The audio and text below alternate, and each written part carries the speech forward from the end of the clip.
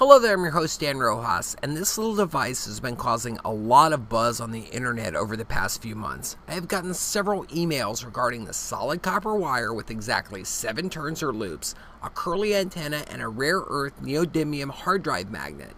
If you mount the magnet against the coil using only hot glue, you get exactly 5.9 volts of electricity with enough current to power a light bulb or small motor. With all the great minds of the world in history, why has no one thought about this before, and exactly how does it work? Our planet is constantly bombarded with charged particles from the sun in the form of solar wind.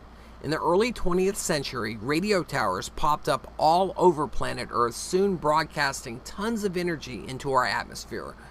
Deep space is also constantly showering us with lots of energy in the form of cosmic rays, high and low energy neutrinos, and other charged particles. While most of this is redirected by the Van Allen radiation belt, many particles make their way through to us on planet Earth. So again, why has no one done this before? Is this the big conspiracy we have all known about for years? There is one device very similar to this.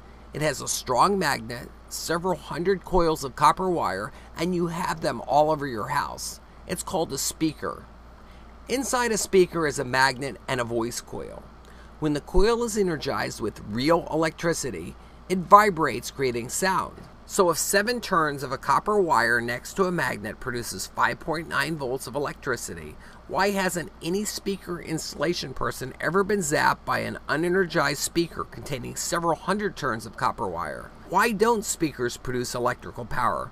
Actually, speakers do, but it does not fit the free energy category as sound waves are required. It's called a microphone. A speaker is basically a moving coil microphone in reverse. When sound waves impact the receiving membrane, it vibrates, causing the coil to move up and down inside a magnetic field, producing current through electromagnetic induction similar to a Faraday flashlight.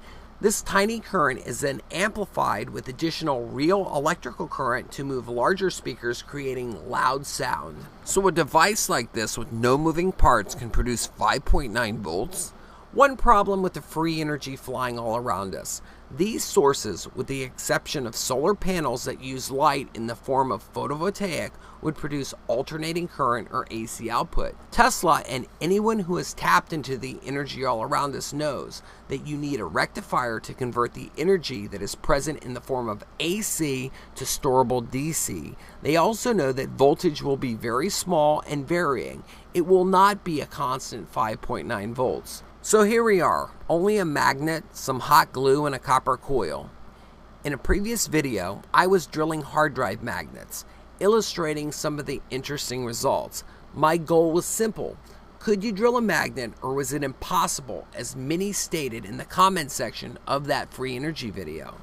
A drill bit designed for glass did the trick, but why drill a magnet in the first place? The answer? 5.9 volts. This is a small 3-volt watch-style battery. When you place 2 of them in series, they produce 6 volts. In this case, 6.1 volts. If you place one battery face up and the other battery face down on a rare earth magnet, just like any conductive material, the voltage will be in series. And because of the mild resistance produced by the magnet, you get exactly 5.9 volts. So that's how my device works, small batteries. If you think these batteries are small, take a look at these 3-volt batteries. There is 15 volts of potential energy here. Place 2 in series, a little hot glue, and wait a minute, that continuous copper wire would produce a dead short. Exactly, another reason why this free energy device cannot work. You need a break somewhere in the wire to designate the anode and cathode, or like most common direct current DC devices, you would get a dead short. This is where the curly little antenna comes in. This wire may look continuous, but it's not. The antenna creates our illusion. So that's how it was done. In fact, you can see a tiny wire through the hot glue in part of the free energy video. While I currently believe that free energy from unknown sources is 99.9% not likely, I am open-minded. Place a video on YouTube, take your apparatus apart, and move the magnet closer. Surely there's no magical power from hot glue. Since these would cost you less than $1 a piece to make, batteries not included, you could sell them on the internet. With a return policy, of course. I'm your host, Dan Rojas. Thank you for watching and enjoy our videos.